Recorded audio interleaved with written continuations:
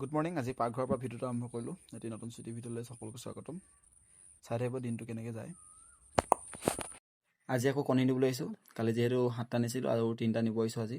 আচলতে 10টা কণীতকৈ বেছি ল'বও নোৱাৰে বাৰু। আৰু কণী হ'লেও নহ'ব, খেৰ দিব লাগিব। খেৰ দিবলৈ ভঁৰালত দিছিলোঁ। ভঁৰালৰ পৰা ধুনীয়াকৈ খেৰ লৈ লওঁ।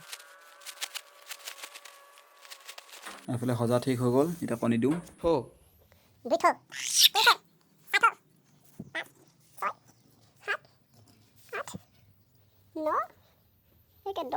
এইটো কণী ওলাব লাগিব, ভালকৈ পোৱা এনেকৈ লওঁ।